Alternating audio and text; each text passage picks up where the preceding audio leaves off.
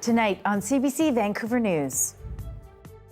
British Columbians find ways to beat record-breaking heat. When it heat wave, it's like average about 36 degrees in here. While forecasters fear growing wildfire risk. Plus, rough start for Nanaimo's newest ferry. We deliberately took a pause. High winds and a power outage forces Hello to cancel all inaugural sailings.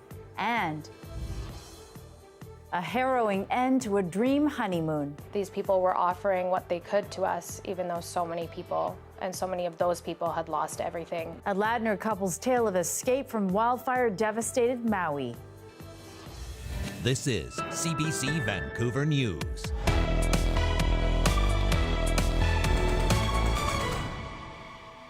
Good evening, I'm Lien Yeung. Thanks for joining us. Anita is on assignment. Our hot, dry summer is reaching new peaks this week. Environment Canada has issued heat warnings for parts of BC until at least Thursday. Several inland cities have already broken records, with temperatures spiking to 40 degrees in Lytton, a first in Canada this year. And as Mira Baines reports, while people look for ways to stay cool, there are concerns over the increasing wildfire risk. It's crazy hot in here. Victoria restaurant owner Tarn Tianuth closed a few hours early today due to the heat wave.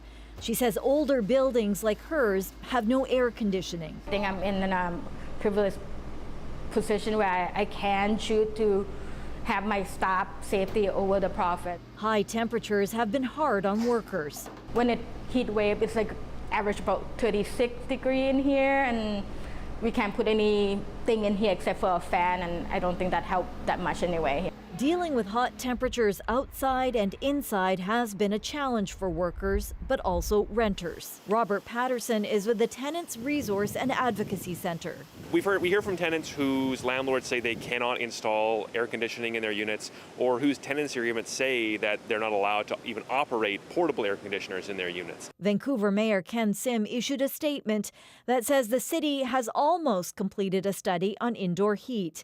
There's hope that it could spur changes to bylaws or building codes. BC's provincial health officer says staying in a cool spot and hydrating are key, but there are other things that people can do if they don't have air conditioning. Have a cool face cloth, put on a damp shirt that helps your body get rid of some of the heat that you're storing. She says people should check on seniors who may be at risk for heat-related illnesses. Children and pets are also at risk. The heat wave is expected to loosen its grip on the province by the end of the week, but that's sparking new concerns. Forecasters will be watching lightning and wind activity. There could be some dry lightning and shifting winds, which might make matters a little bit more complex for fighting those fires. That's a major concern for those fighting wildfires in the province, especially given the ongoing drought. The anticipated fire weather and fire behavior conditions on Thursday are going to be really extreme. And so we'll have to wait and see here. For now, people are doing what they can to stay cool as temperatures continue to rise. Mira Baines, CBC News, Vancouver. And with this hot weather comes a safety warning specific to kids. Parents are being urged to keep an extra close eye on little ones around open windows. So parents need to be very vigilant, make sure they protect their home appropriately for their children and grandchildren or other members of the family, and make sure they know where they are and what they're doing. 12 children in BC have been hospitalized after falling from open windows so far this year. Parents are also being warned to keep furniture away from windows so kids can't climb up. And a reminder that screens to keep bugs out won't keep a child in. And in the Okanagan, temperatures in Kelowna is set to reach as high as 39 degrees. Outreach groups are gearing up to protect people who are homeless. Kelowna Gospel Mission is tripling its services across 2 shelters.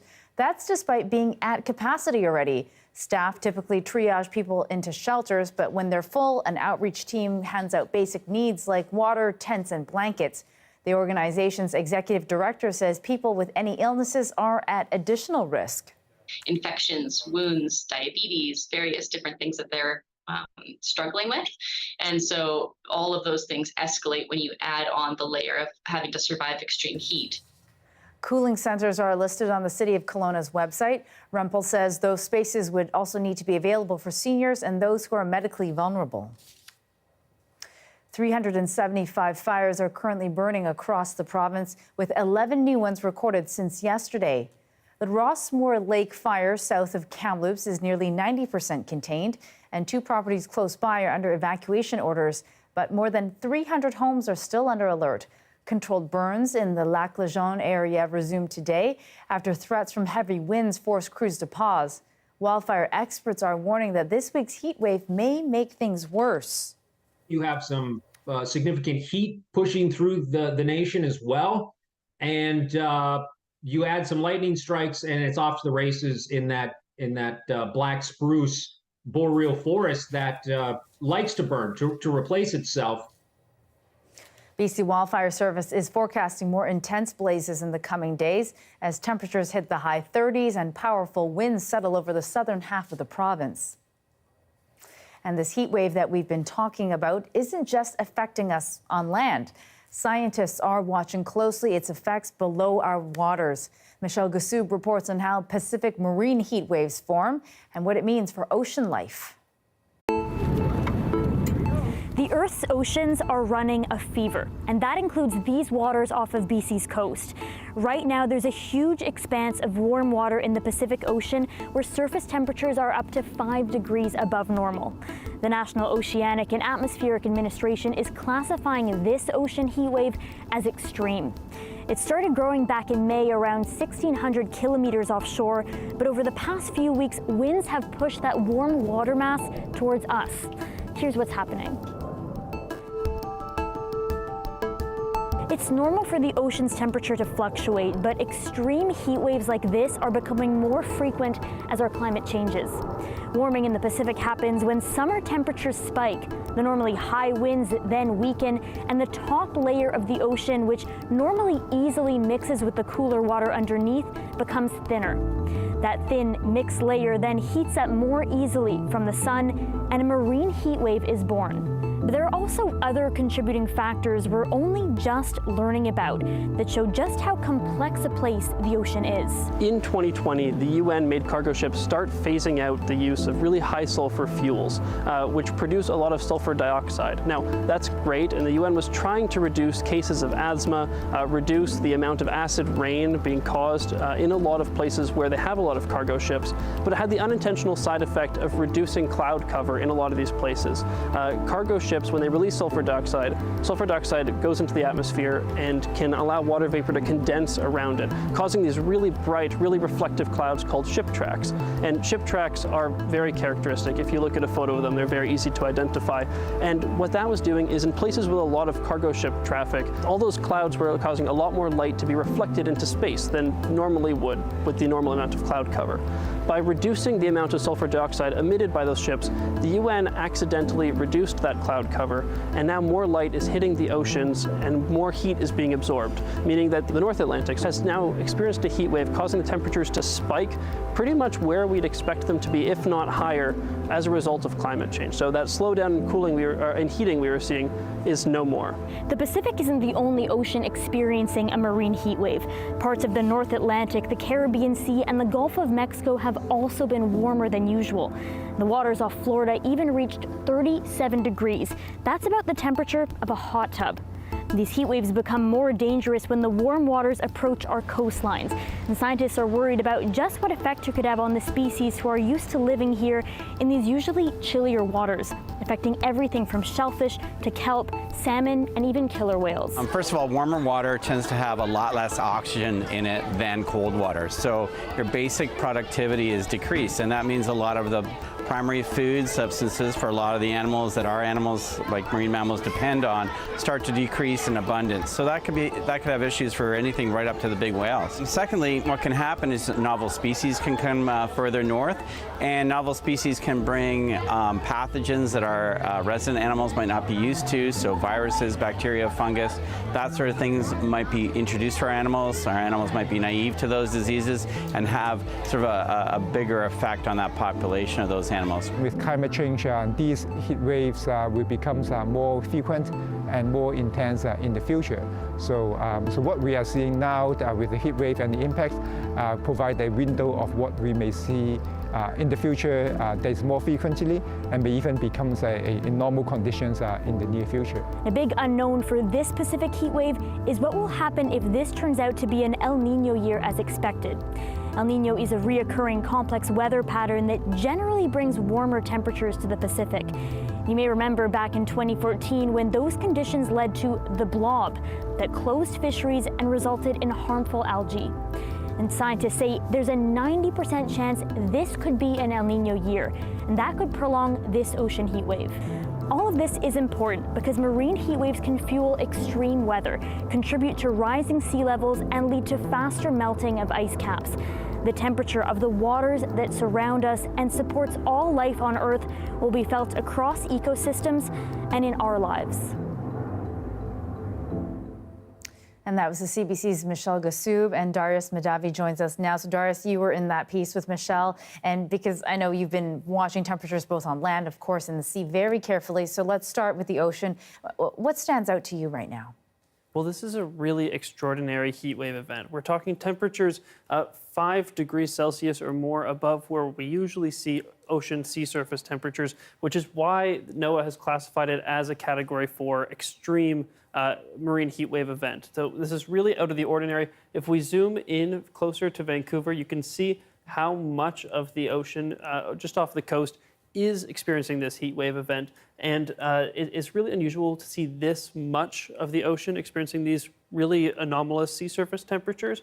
And coming in even closer, you can see that much of the coast and in the Salish Sea is experiencing this heat wave as well. Juan de Fuca, not so much. But these temperatures are really, really out of the ordinary, as we heard, really dangerous. And I think it's just really important to highlight just how extraordinary this is, especially because we haven't seen temperatures like this. And it's coming at the same time as a heat wave on land. We've heard a lot about it. This high pressure system, this ridge of high pressure has been building since the end of last week, really locking all that heat in place. It's not quite as bad as the heat dome event from 2021, but it is reminiscent of it at the very least. We can see that with all these heat warnings that are in place throughout the southern interior and into Vancouver. Those will be in place into Wednesday or Thursday, coming down then at the earliest. All right, lots to think about and trying to keep cool until then. Thanks, Darius. Thank you. It was hailed as an alternate to BC Ferry's ongoing reliability challenges, a brand new ferry service between Nanaimo and Vancouver, but it was a disappointing launch for Hello. As Claire Palmer reports, the company had to say goodbye to all its inaugural sailings. A maiden voyage called down. This Hello ferry vessel was set to welcome its first passengers on board for its maiden voyage, but the blistering winds in Nanaimo put a halt to that journey. The terminal was almost barren today after the new ferry service was forced to cancel its sailings. An Environment Canada alert warns of gale force winds on the Georgia Strait. That, paired with a power outage in Nanaimo last night, meant the Hello ferry had to stay docked. Last night around close to midnight, we had a power outage here in downtown Nanaimo, which affected our vessels because it was an immediate power outage on our vessels as well. So in order to get our systems back up and rebooted and then to test everything from a safety standpoint, that took some time this morning as well. The service connects downtown Nanaimo to downtown Vancouver in just 70 minutes, a much needed service for both communities. We're really looking forward to it. It's something that's been needed for quite some time. The last time one of these boats was here, I used it quite often, but that was 15 years ago. And yeah, so this will be great. I'm looking forward to when they can get sailing. It's critical for us to really do an impact assessment across our vessel and our systems to ensure that our first sailing is safe and reliable. So for us, we made the right decision, although it's a difficult decision, to cancel our inaugural sailing. Crews will continue to monitor conditions heading into Tuesday, with high winds forecasted to continue. Hello says that while today was a small bump in the road, they aren't worried moving forward. Today being our inaugural sailing, with the power outages, with the wind, we wanted to just make sure that we had some additional reinforcement on the bedding in period. That usually takes a couple of months as the crew gets comfortable. Hello refunded all passengers on canceled sailings.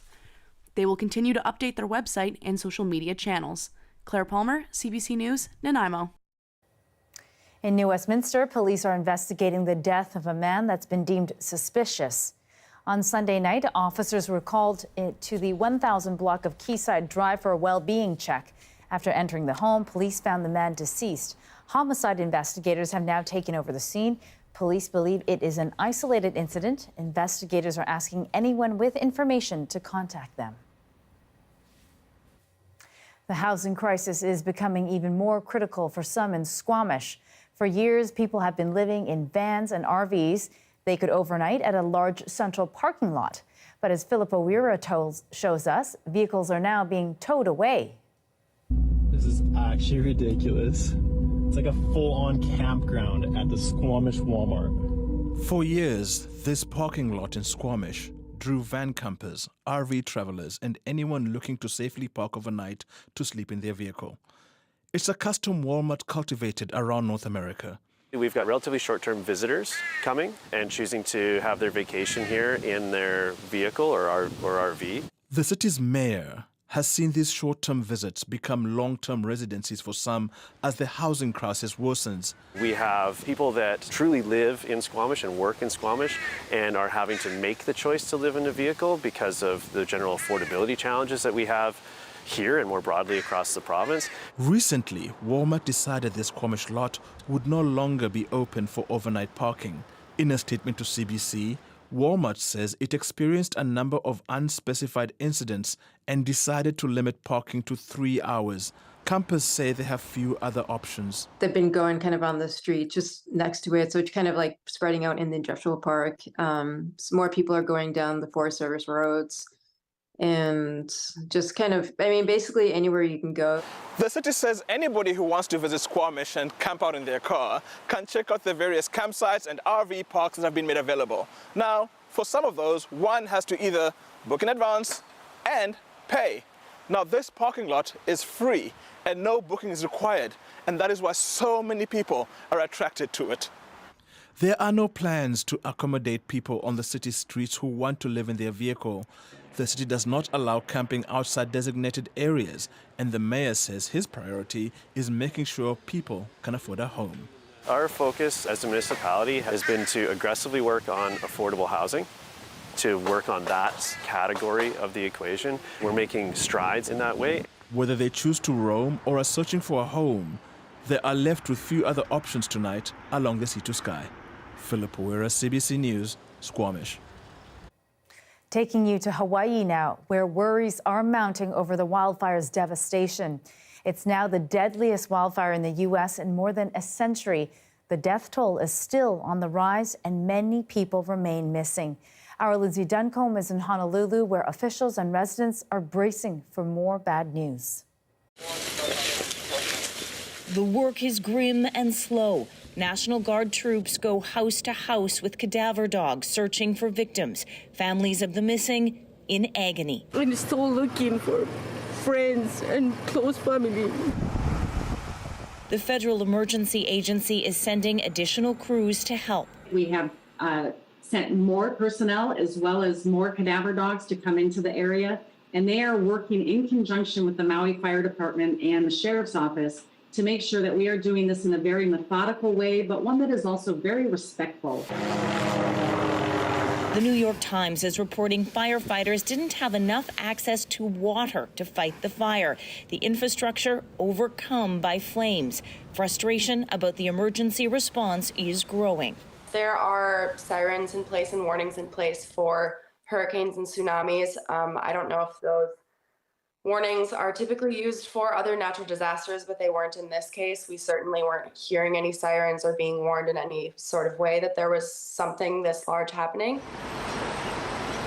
More frustration as people who lost everything are unable to access their homes, many staying in shelters. They want to get back and they want to see what's going on with their homes.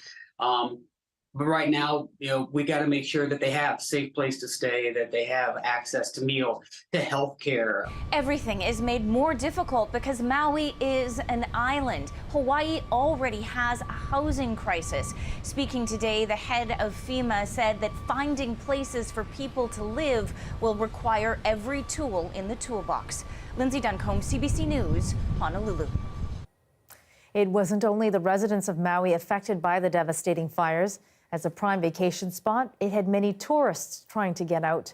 Yvette Bren has more on one Ladner couple's honeymoon that turned from a dream into a nightmare. Oh, look at everyone. It was the vacation of their dreams, a honeymoon to Maui, that came to a harrowing end. And we could see in the distance that there was a little bit of smoke. And as we kept driving, the smoke got a lot bigger and it got a lot darker. That's when the wind hits, and they're trapped on a highway for several hours with thousands of people trying to escape the flames. The winds shaking the car was really scary. Finally, they got to a hotel trying to find a room, but there were none. The lobby soon filled. A man thanked them for offering his family their couch. One of the gentlemen from the family had walked over to us and he said, we just watched our whole house just go up in flames and we're so fortunate to be here. Their stay was short, forced out to return to their cars, stuck on the highway again, this time for days. These people were offering what they could to us, even though so many people, and so many of those people had lost everything themselves. After another 48 hours of sleepless heat, they got a break, a small window to return to their condo to get their belongings. It's 2 a.m. It's pitch black. There's no power. There's no nothing there. And we go up to the officer who is at the checkpoint and, explain to him where we were going. And he said to us, go fast, don't stop, and get out of there as fast as you can. They raced through the dark, unaware of the scope of what surrounded them.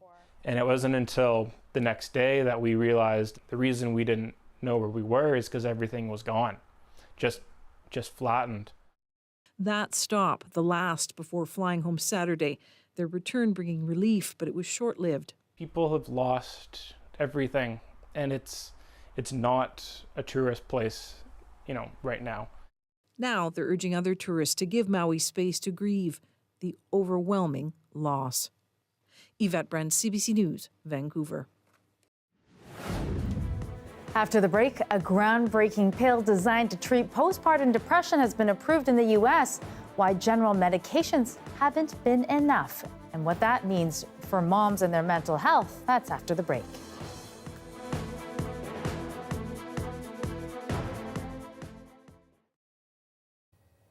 A community health fair was held in Surrey over the weekend to educate and empower BC's migrant workers. As Janella Hamilton reports, advocates say many are exploited and exposed to occupational hazards and often have trouble getting help. About 5 years ago, Nereida Guevara came from Guatemala to Canada to work on a BC berry farm. Guevara claimed she and several other female farm workers were faced with poor living and working conditions. She said that that even though in her country, in her home country, there's a lot of threats and intimidation and bad conditions, to come to this place and then find out that working in the same situation, it was very hard for her. So she turned to Vancouver's Dignidad Migrante Society for help. It's one of the organizations behind Sunday's Community Health Fair, an event aimed at empowering foreign workers about workplace rights and protections.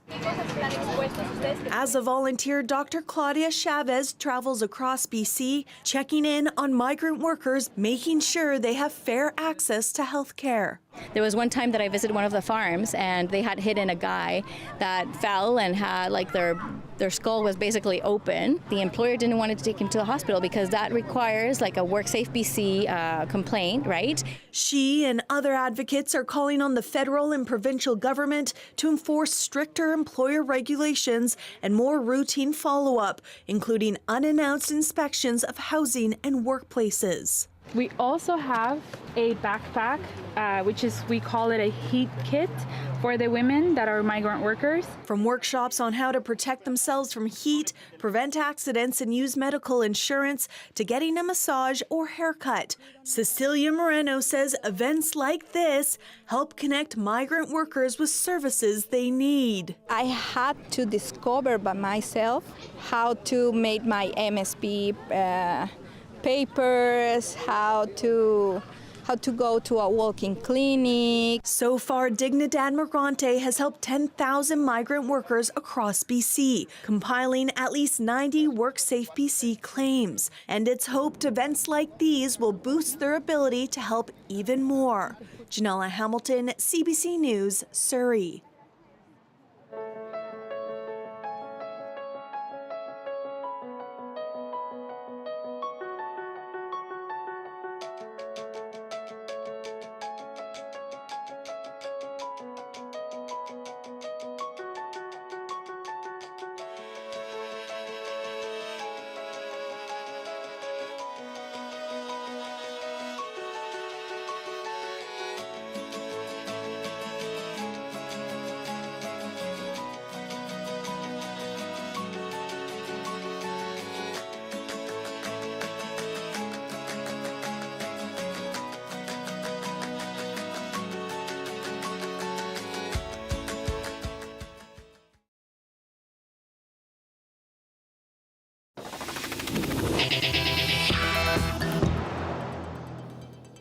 Earlier this month, the U.S. Food and Drug Administration approved the first pill developed specifically to treat postpartum depression. It's a groundbreaking milestone that mental health experts say could transform how the condition is treated. Zuranolone is expected to be available in the U.S. after a final review. And for more insight on what this means for us in Canada, our health columnist, Dr. Melissa Lem, joins me now. Nice to see you, Dr. Lem. Likewise, Leanne. Thanks. So postpartum depression has previously been treated with general antidepressants. So how does Zuranolone differ? Well, there are two major differences between how Zuranolone, which is a neurosteroid, and other medications for postpartum depression, or PPD, differ. So the first is how it works by raising levels of a neurotransmitter called GABA that depends on, or that dampens, rather, chemical overactivity in your brain cells, kind of like a dimmer switch. One theory is that Zuranolone rapidly restores GABA levels in pregnant people who have a sudden and dramatic drop of it after delivery.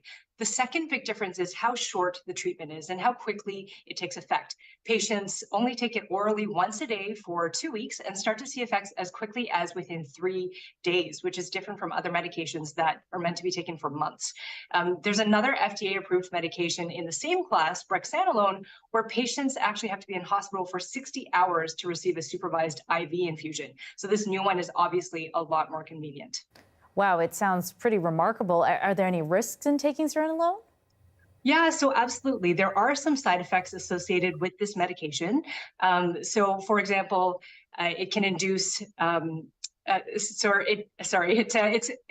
it can cause headaches, drowsiness, addiction, and actually withdrawal effects similar to addiction. And it's not currently approved during breastfeeding. So that's why it's important to access counseling and other non-medication interventions, especially because research shows that medication combined with talk therapy is more effective than other treatment alone for many different mental health conditions. So, Dr. Lem, we know the stigma around PPD makes it really hard for some people to reach out for treatment. Do you think the development of a drug specific to this condition can help with that? Yeah, so I do think having a PPD-specific drug will help, especially because this one directly addresses the massive hormonal shifts that happen postpartum. So it really emphasizes the fact that a lot of these symptoms come from changes in our brains that are beyond our control. And I think in general, we have to work to destigmatize PPD and recognize how hard this time can be, because there are a lot more expectations on new parents, and many modern families don't have the same villages of support surrounding them like we had in the past. So just, for example, as a mother myself, I've had to do a lot of long, intense overnight shifts in my career as a family doctor who also does ER work. But the sleeplessness and the relentlessness of the postpartum period was probably one of the most wonderful but difficult things I've ever had to do in my life. Oh man, do I ever remember it. So Dr. Lem, the pill isn't quite available yet, of course, in Canada. But what do you think we can take away from this development that's happening south of the border? Well, Lien, postpartum depression affects about 1 in 5 women. So there's a huge need for more access to treatment in general, including new medications like this zuranolone. That said, like I mentioned, there are a few caveats with this medication, and we do need to pursue other therapies too to make sure that we're not just depending on prescription medication. As for seeing a drug like this arriving in Canada, the manufacturer will have to apply to Health Canada first for approval before we do see it north of the border. All right. Until then, I'm sure there's other treatments for people to talk to their doctors for, and of course to reach out and for us to do away with that stigma, right? Always great to talk to you. Thank you, Dr. Melissa Lem. Thanks, Lien. And more news on the pregnancy front. There's work underway to better understand how exercise can affect women who are pregnant. As Paige Parsons reports, experts say that not only is exercising safe for most, it also can help reduce complications. Tara Manka is 27 weeks pregnant with twins. With her doctor's support, the Edmonton runner, cyclist, and cross-country skier is staying active. I'll continue with running, and I might adapt to hiking up hills or possibly swimming or doing other activities. Current Canadian pregnancy guidelines recommend 150 minutes of moderate intensity exercise per week, or about 21 minutes a day. The participants actually came in first thing in the morning. But recent research from the University of Alberta tested the safety of high-intensity exercise. In the area of exercise and pregnancy, there are a lot of long-standing, often theoretical concerns. And so because of that, we've basically been prevented from actually testing these concerns to see if they're correct or incorrect. So this is where we do all of our research. The study included 15 pregnant women doing 1-minute spin bike sprints at greater than 90% maximum heart rate. Both the mother and the baby responded quite normally, exactly as we would expect, and tolerated the exercise very well. We didn't see any adverse effects. The small study won't change current guidelines, but it's still important, says this family doctor who focuses on maternal health.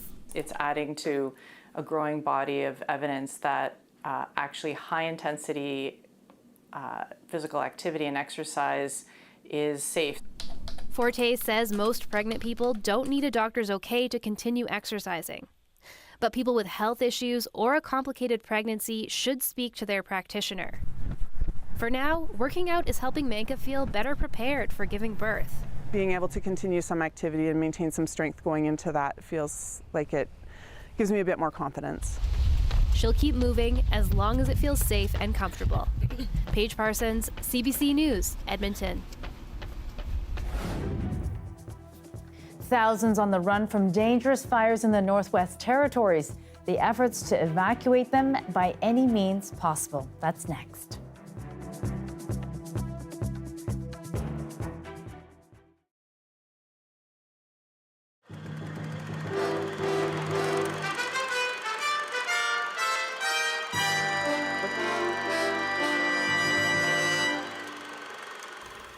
Well, I've got some ganged gill nets here in various mesh sizes. Because these goldfish are different sizes, the different size meshes will catch different size fish.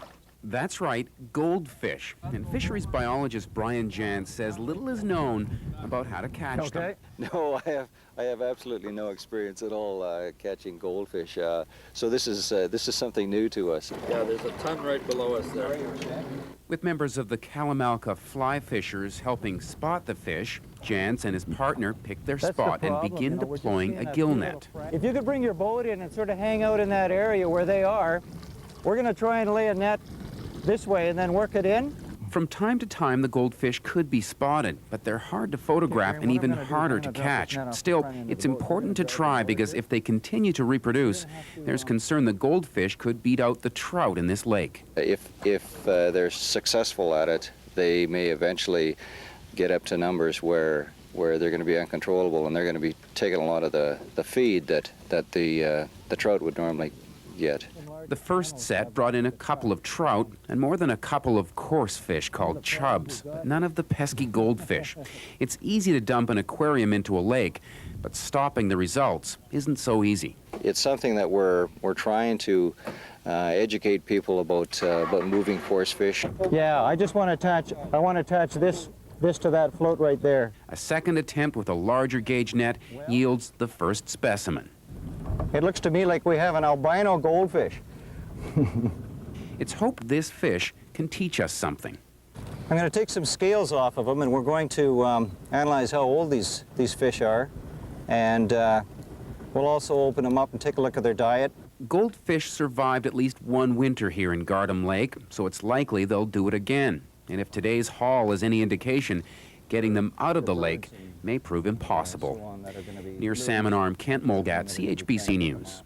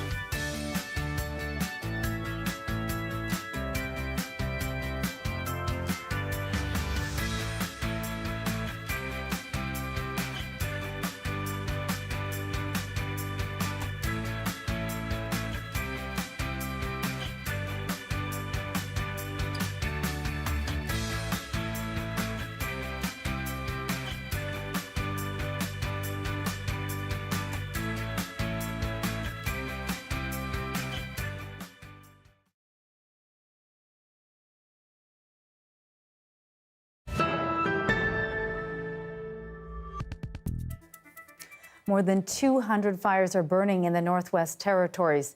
The highway south from the town is closed because of extreme danger, and there are reports of multiple buildings burned in and around the hamlet of Enterprise. Carolyn Dunn reports on the extraordinary efforts to get people to safety. It was pitch black. The sky was red. The traffic was moving slow.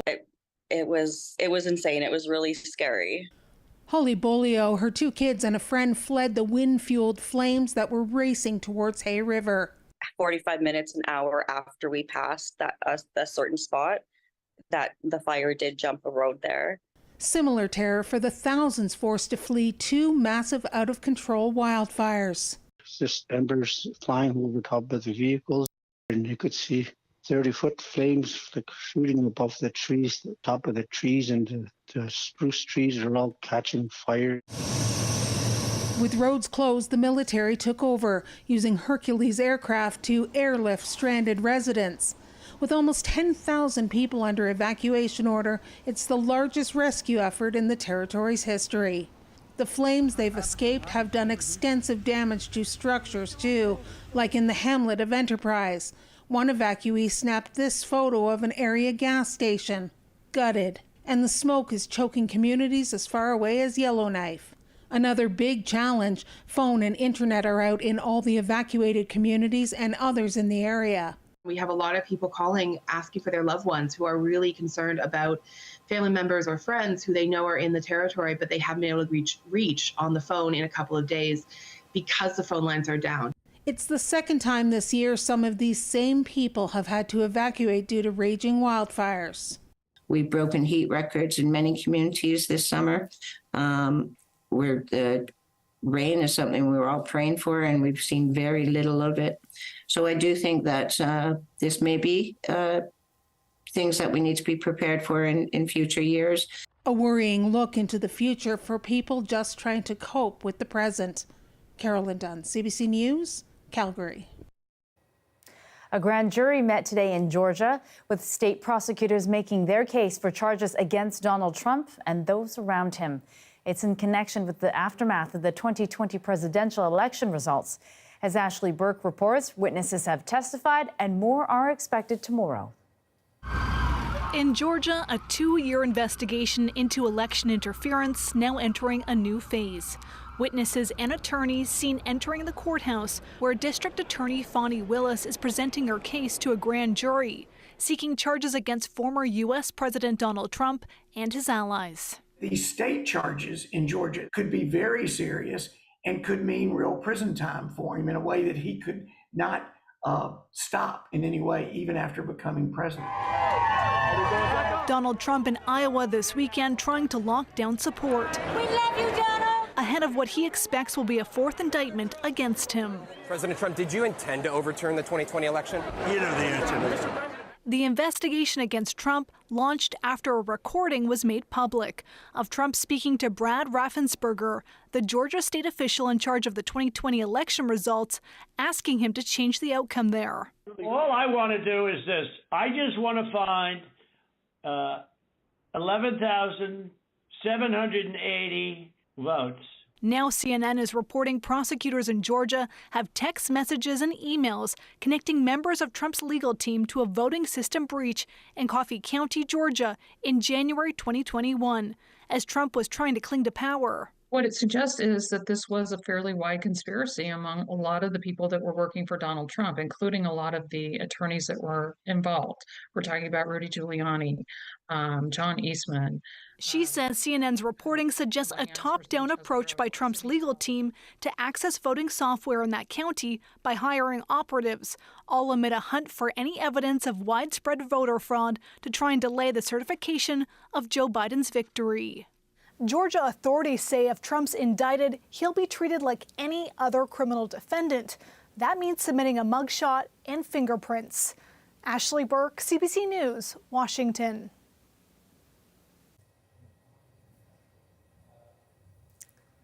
And the military junta in the African nation of Niger says the president will be deposed for prosecution for treason.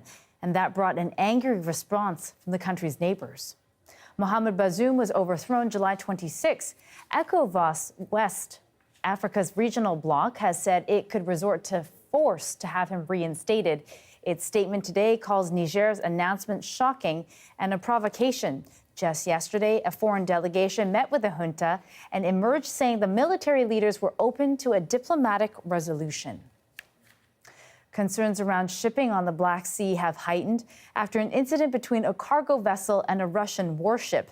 As Abby Kuavasin explains, it highlights implications of Russia's withdrawal from a deal protecting grain shipments. The Russian Defense Ministry says one of its warships fired warning shots with automatic weapons at a cargo ship in the Black Sea. The decision came, it says, after the civilian ship's captain failed to respond to a request to stop for inspection. A helicopter was then used to board and inspect the vessel. Moscow says the ship was on its way to Ismail, a Ukrainian port on the Danube River. But shipping data indicates the vessel was headed to a nearby Romanian port, Salina. Kyiv has relied more on its ports on that river since the end of the grain deal. And Moscow has also ramped up its attacks on Ukrainian ports, including strikes on Ismail earlier this month. Ukraine has condemned this latest incident as an act of piracy by the Kremlin and called on the international community to act. Turkey's defense ministry says it's now investigating. The dry cargo vessel departed from a port in Istanbul and carries a Turkish name, although it was sailing under the flag of Palau.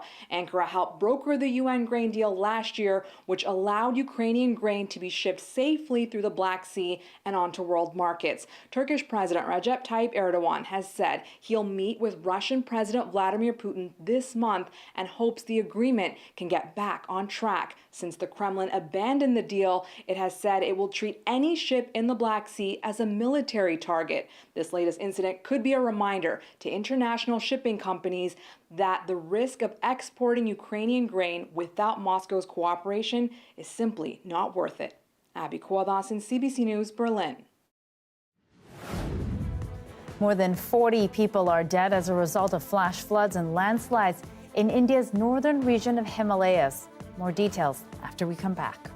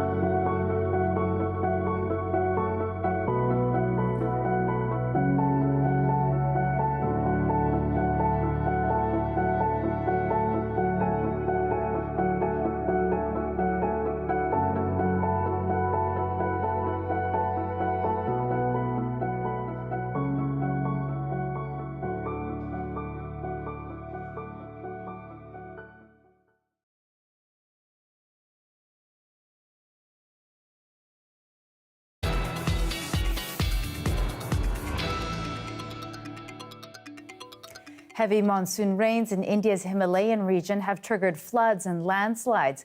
Officials say at least 48 people have died.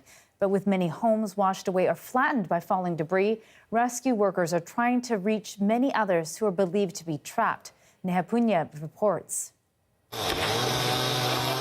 It's the second time in 2 months that these scenes are playing out in the northern Himalayan region of Himachal Pradesh. Cloudbursts along with melting glaciers have triggered widespread rainfall and flooding in the region that's just north of New Delhi.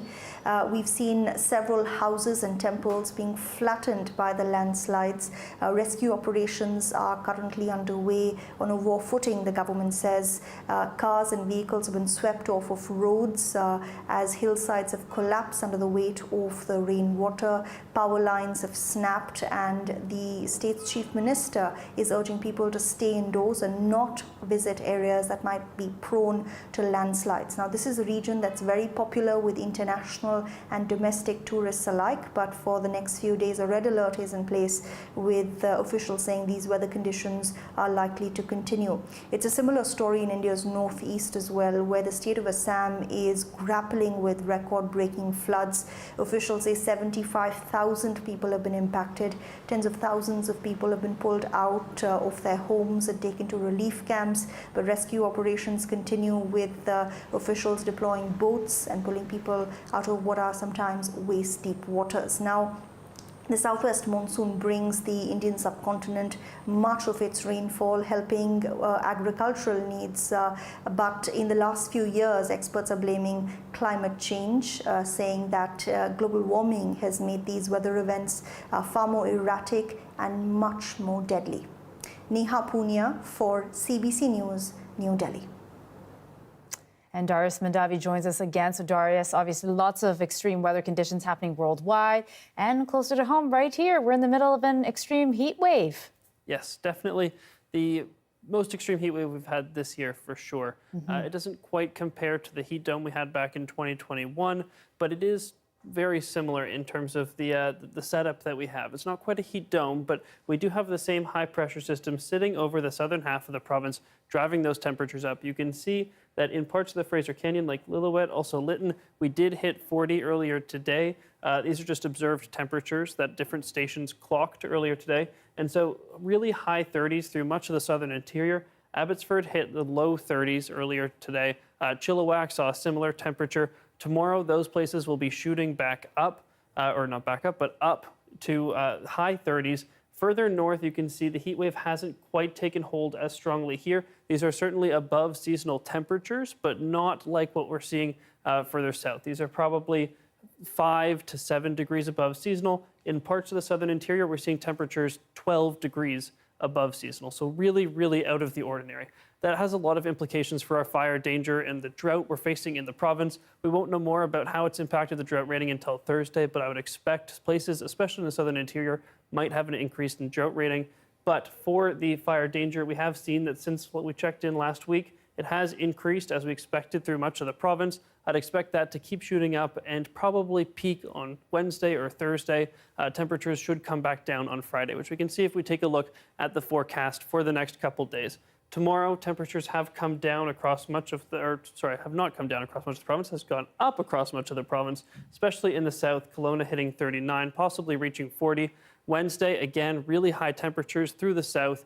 Thursday, some places start to come down, especially Victoria, Vancouver. We start to see a decrease as some marine air moves in. And then it's on Friday that everywhere sees that same decrease as a cold front passes through the southern half of the province. But still, again, for tomorrow, plenty of high temperatures through the south and up into the central parts of the province as the heat wave moves a little bit further north. But here in Vancouver, we do see our high temperatures today, tomorrow, and Wednesday before they start to come down through the weekend. Okay, some more hot temperatures on the way. Thank you, Darius. Thank you. After a few difficult years, tourists appear to be flocking back to Canada. In Montreal, tourists are back in a big way to pre-pandemic levels. John Ngala now on why they're back in La Belle Province. Thousands took to the streets Sunday, breaking attendance records for Montreal's Pride Parade. And after a reeling 2 years, the tourism industry says it's also seeing a record number of tourists halfway through the summer, the number of visitors is back to what it was before the pandemic. We're back even better than we thought in our forecast. So this year, we're looking at a great summer. The head of Tourism Montreal says hotels are at an 80% occupancy rate. Yves Lalumière credits the success to the city's attractiveness and the additional direct flights from Europe. We've added Copenhagen, we've added Toulouse as well, we've added New Delhi. So a lot of international clientele, not only from France, but very diverse countries. So Portugal, Brazil, UK as well. And many tourists say Montreal has a certain je ne sais quoi. We've always been told it's quite European. So we're looking forward to seeing the quays, we're looking forward to seeing the old town. The fact that people are very kind to us, as opposed to Paris, I think there's a difference about it. The streets are clean. Yeah. It's beautiful. The streets are not as crowded as New York, so it's a nice city to visit. Yeah. We came to experience one of the greatest weekends with, Pride and the Italian Fest, and then of course Metallica. Along with those celebrating Pride at the Esplanade of the Olympic Stadium, that concert drew more than 88,000 people Sunday, the most the Big O has seen since its inauguration. Lalumière says that success has rippled over to other summer festivals. Just for Life just had an amazing festival this year, but not the only one. Oshiaga, Lasso this weekend, the tennis, Omnium, breaking record, the Grand Prix Formula. And Lalumière doesn't expect things to slow down soon. He says the city is anticipating a growth of about 6% for the rest of the summer. John Ngala, CBC News, Montreal. 14 elephants escaped in Cranbrook nearly a century ago, and next month, one of the massive mammals will once again roam the streets at an arts festival. We'll have your preview after the break.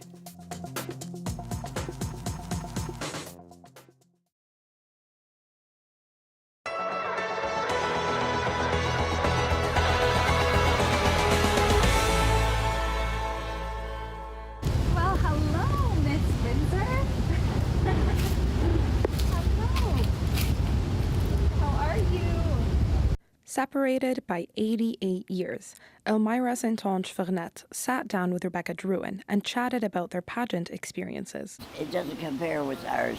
No. For the simple reason that this was very exciting because it was the only thing that they had at that time. While the meeting of the queens was a very agreeable and pleasant situation, they did kind of disagree on one thing. I learned confidence, I think, is the main thing. Just being on stage in front of that many people and speaking about what you're passionate about, being able to learn things and learn about what you're capable of is the biggest thing. But for Saint-Onge-Vernet, I was so young, it just felt like I could do anything. Yeah, you had the confidence beforehand too, so that's a bonus mark. They were both 19 when they won Miss Windsor, and they realized they are keeping the same kind of things for memories. I love it. That's a really nice sash. Look at that. And it held up well. Yeah, I love it. The title. Yeah, for Miss sure. Windsor. Yeah. So there did you guys have like an evening gown competition where each delegate wore their dress separately? Mm-hmm. Oh, exciting. Yeah, we did the same. My dress was gold, actually, a gold dress. Mine was, I think, pink. Pink? Pink. Oh, pink's my favorite color. I thought about a pink gown. Couldn't find any, though. When Drouin asked Saint-Onge-Vernet for life advice, I'll just keep going along and try to keep your head on straight. I love it. Well, thank you. No, you will learn on your own what confidence you do have. For sure. But just don't let it go to your head. Of course. The head does not know what the rest is doing. Drouin added being kind to yourself and others is also important for a competitor, something that Saint-Onge-Vernet wholeheartedly agreed with. Lumia Abuzaid, CBC News, Windsor.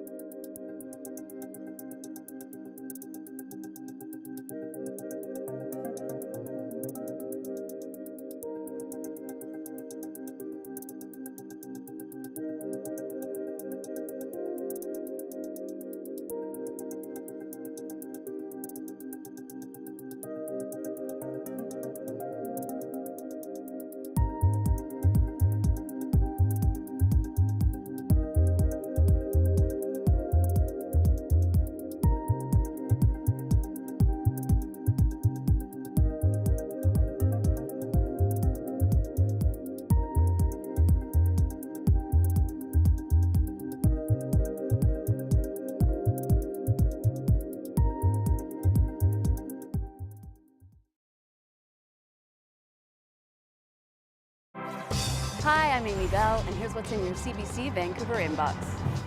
The Punjabi Market Live Festival returns on August 27th, and CBC Vancouver is proud to be the exclusive media partner. Enjoy live entertainment, great food, and family activities. Event info at monsoonartsfest.ca. And on September 16th, join CBC Vancouver at the second annual Come Toward the Fire, a free outdoor festival celebrating Indigenous community, culture, and creativity. This September, a new performing arts festival will be coming to life in the Kootenays. And as Corey Bullock reports, the inspiration comes from something you don't usually see in Cranbrook: elephants. Cranbrook artist Marcel Daraj is working to bring the story of Charlie Ed back to life. So it was like a lot of looking at elephant anatomy and just trying to match it with the materials I could find here and there. So. Picture it, Cranbrook, 1926. The circus is in town. Suddenly, 14 elephants get loose from their enclosure. One of them, named Charlie Ed, ends up on the lam for 6 weeks. That was an event that created the news, made the news, and I feel that at this point we need to remember that happened. And miraculously, on September 14th, Charlie Ed was found. And after Charlie Ed was found, he was put in a CPR baggage car, kind of like the one that we are in now, and he was used in Stell's Floto's Fall Fun Fair. Unfortunately, years later, Charlie Ed attacked his trainer, leading to his demise by firing squad. Definitely not the best way to go. Poor Ed. Fast forward to 2023, Ed's legacy lives on through the hearts of people in Cranbrook. He's become the city's unofficial mascot. For me, Ed represents like the freedom and the art that we all have inside of us, the artistic vein, if you wish. Marcel says he used 80% recycled materials to build the mighty puppet, and the process began last winter. It is giant. Like you'd think like, oh yeah, 16 feet tall is like pretty big. Once you see it in person, oh my goodness, it is huge. And while Ed was a much smaller elephant than what Marcel has depicted with his art, it's a grand representation of one of the grandest stories in Cranbrook. So Ed will roam the streets of Cranbrook forever, basically, as a free soul, free spirit. Ed Fest takes place on September 9th. Corey Bullock, CBC News, Cranbrook. Oh, I didn't know that about Cranbrook. Thanks to Corey for that story. And that's it for us tonight on CBC News at 6. Thanks for joining us. Tanya Fletcher will be in at 11 after the National. Have a good night.